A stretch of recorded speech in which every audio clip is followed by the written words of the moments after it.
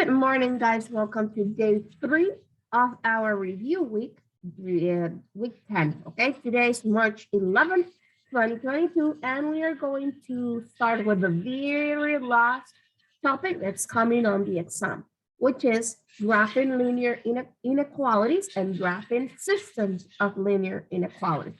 Remember that for this topic, you need, besides your ruler and your grid paper notebook, at least 3 colors, at least, okay? You can have more, but at least 3 colors, not crayons, not pen, not ink, not markers, colors, okay? Because that will be easier if you make a mistake to erase it.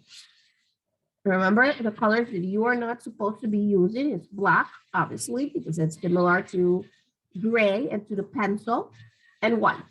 Then you can use any other color. My advice is to use bright colors, not so dark colors, okay? So let's begin. We are going to start first with a system of inequalities, and afterwards we have it here, down here, a single inequality. And that will be everything that we will be working with. Okay, so the system that we have is y is greater than or equal to negative 3/4 x plus 4, and y is greater than 1/2 x minus 1. So we're going to do 2 things first. First thing is that we're going to call one of the inequalities inequality 1, and the second inequality 2. As you can see, this exercise is already in 2 different colors, so I'm going to keep those 2 colors, okay? Also, we are going to determine if it's open or if it's closed, okay? That will be the other thing that we need to do to see if it's open or if it's closed. So this one, y is greater than or equal. Is it open or is it closed? Closed. Closed. And a closed inequality means a solid or a dashed line. Solid. Very good, a solid. Now this other one, is it open or is it closed? Open. Open.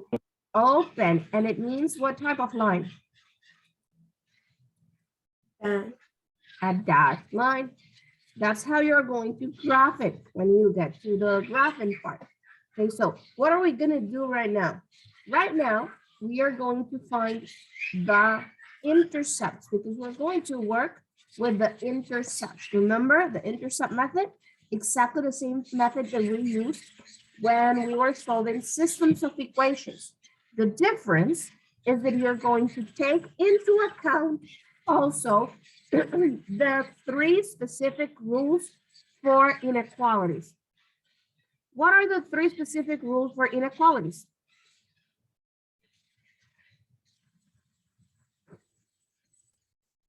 What are the 3 specific rules for inequalities? We've worked with them a lot, so you're supposed to remember them. The variable has to be on the left side. Very The good. constant has to be on the right side. Constants go on the right side. Very good. And the very last one? If negative number passes multiplying or dividing from the left to the right, flip the inequality sign. Very, very, very good. That is the 3rd rule. So we're going to take into account those 3 rules as well. Okay, so I'm going to copy my inequality 1. Y is greater than, oh my God, greater than or equal to negative, don't forget the sign, 3/4 x plus 4. And we're going to find for the intercept in x first. That's the first thing that we're going to find. Intercept in x. And the intercept in x, it is, what is it? How it is? How do we find it?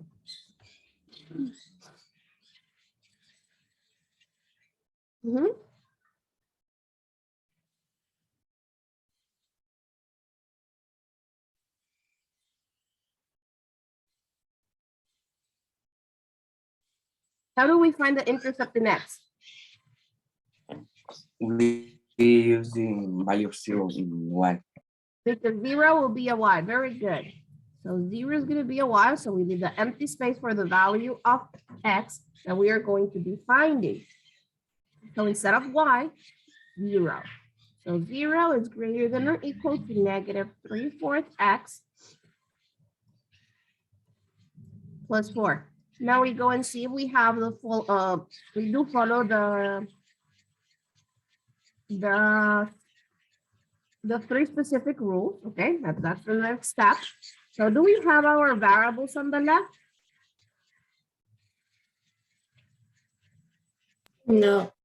No, so we're going to move this one, adding to the left, make it positive because it's negative. So we use inverse operations.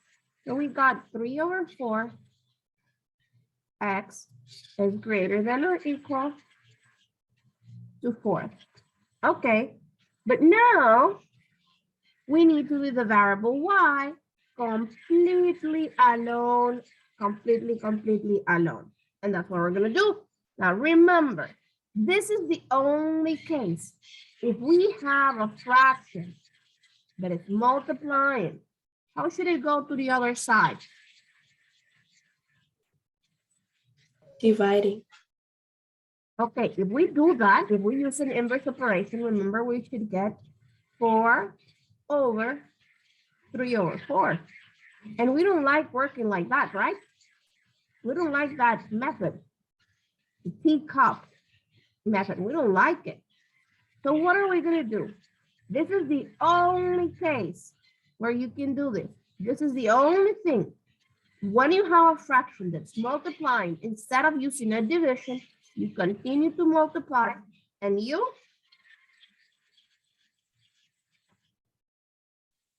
do what to the fraction? Flip. You flip the fraction, exactly. But it's only applicable for fractions that are multiplying. So we get x is greater than or equal to 4 times 3/4. Now we go ahead and multiply the numerator with the integer instead of adding that invisible one. Remember that I gave you that little tip? 4 times 3, 12 over. Oh no, I didn't flip it, right?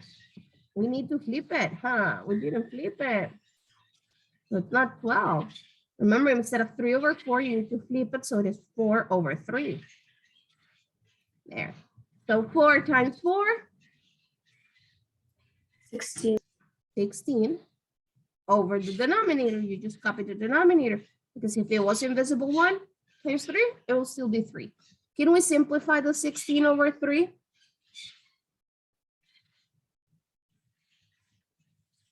Can we simplify the 16/3?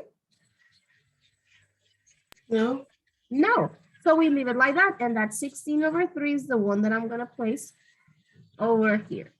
And just for the graphing purposes, I'm going to pass 16/3 to a decimal. Okay, so I'm going to make the division.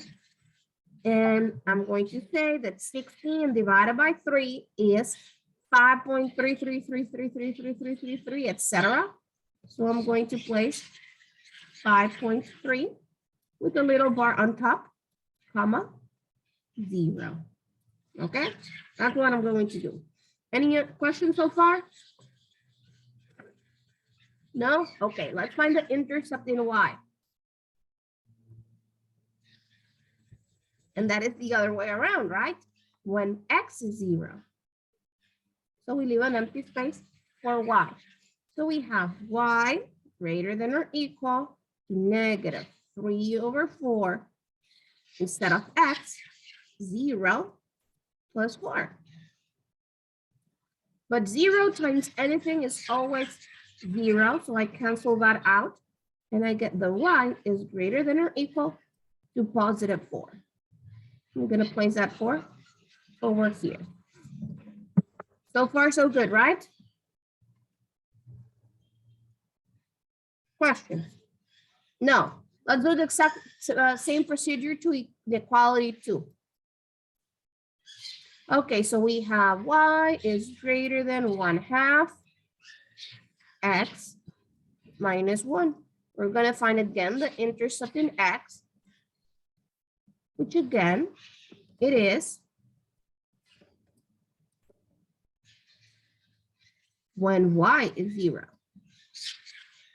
So we have 0 greater than 1/2 x minus 1. Do we have all our variables on the left? No. No.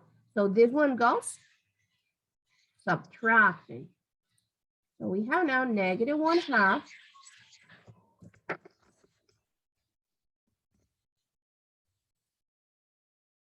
x greater than negative 1.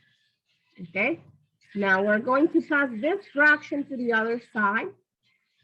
How does it go? Multiplying. Multiplying and Flip. what else? What else?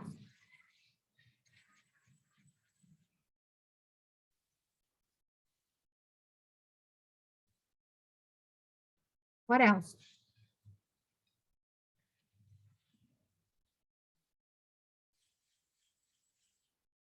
Remember the 3 rules for inequalities?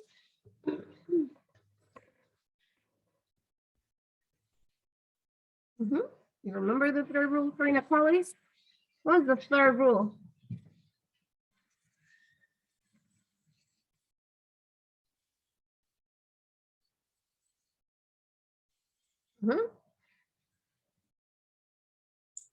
Flip the equalities. The inequality sign because it is a negative number that passes to the other side. So we also say that it is no longer greater than, it is now less than. Okay, so I'm going to have x is less than negative 1 times, instead of negative 1/2, negative 2/1. And I go ahead and multiply. So I have now that x is greater than negative 1 times negative 2.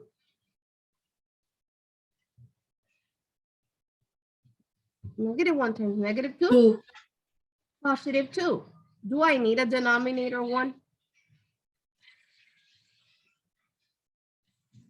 Do I need a denominator 1?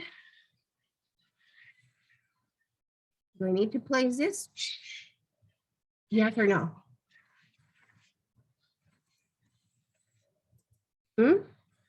Yes or no? Do I need it? No. No, I don't need it. So I just leave it as a 2. Remember, denominator 1s, coefficient 1s, and exponent 1s, I don't need them. So I don't write them. Okay, so now I find the intercept in y when x is 0. So we got that y is greater than 1/2 times x, so times 0 minus 1. And always everything times 0 is 0, so I cancel them out. So y is greater than negative 1. Okay, so now let's graph that. Okay, let's graph those 2 lines. Let's begin with the blue one, okay? The blue one says 5.3 on the x. Okay, so I'm gonna move this there. 1, 2, 3, 4, 5. 0.3 is almost in the middle, but not really, closer to the 5 than to the 6. And then 0.4. 1, 2, 3, 4. This line is closed, so I'm going to connect this line with a straight, solid line because it's closed. We said that already. It has to be blue. Okay, so pass it through the center of both points.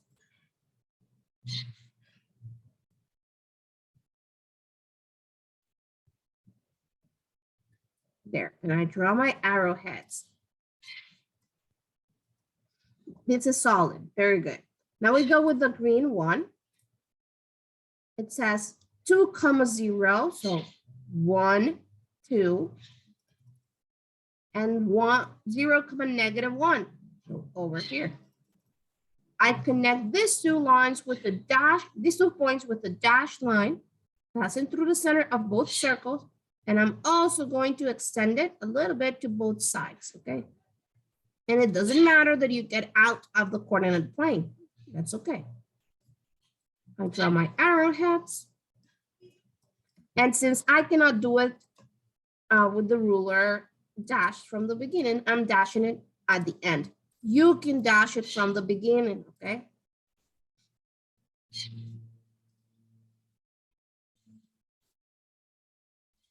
So there we have. Now we need to shade. Always, always, always, always, always pay attention to the Y, okay? So this is the green one because I already have the green marker. Y is greater than -1. Greater. Does it go up or does it go down? Where does it go? Up, right? So we place it, we shade it up from the line. Remember, you need to paint it, okay? I cannot do it here because this is a marker option, so I cannot shade it. I just go ahead and do this line, okay? Now I go with the blue one. Again, the Y. Y is greater than or equal. Does it go up or does it go down? Up. Up as well from the blue line, okay? That's why you need to use colors. So from the blue line. And wherever those two colors meet, there's where you're going to use a third color. So that means that you're going to shade in a different color, a third one, right here, because that's where the two colors meet. And what does that mean? It means that this area with the three colors is the region that is solution for your system of inequalities. Questions? No questions? We good? Yes? No questions at all. Okay then, this is the first part. The second part is having just one single inequality. In this case, since it is just a single inequality, we just go ahead and find the intercepts of x and the intercept of y. Since we're finding intercepts, it doesn't matter how your equation is written, your inequality is written. It might be written this way with both variables on one side or with one variable in one side only. So we're going to say for the intercept in x, 4x minus 2 times 0, because y is 0, greater than or equal to 12. Ah, we forgot. Is this open or is this closed? Closed. Closed. So closed means what type of line? Solid. Solid line. Very good. And we have then 4x, because if we cancel the 2 times 0, is greater than or equal to 12.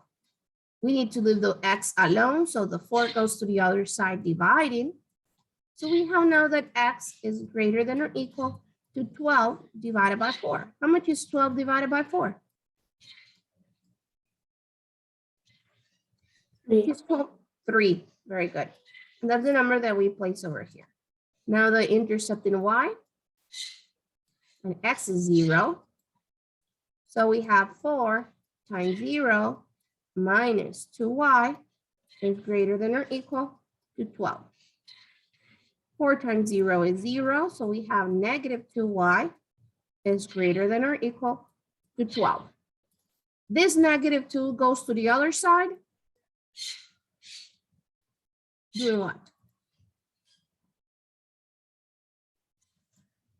Doing what? Where did it go? Dividing. But what else?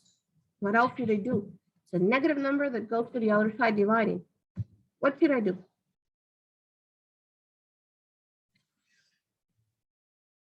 Flip the sign. Inequality sign. So now it is less than or equal. So y is less than or equal to 12 divided by negative 2. How much is 12 divided by negative 2? 6. Negative 6. Because there's a negative sign, so negative 6. And I have my 2 points. Okay, so now I'm going to graph them. It says 3, 0, so over here. And 0, negative 6. Negative 1, negative 2, negative 3, negative 4, negative 5, negative 6. It is a closed line, so I connect those 2 points, passing through the center of each with a straight, solid line. And do we shade up or do we shade down? Always notice the Y, up or down? Down. Down. So we shade down from the Y axis. Okay. So that's it. Basically, this is when we graph a single inequality, we just use one single color. Do you have any questions? No questions? We good? Okay, then. This is the very last part of the review for this fourth partial.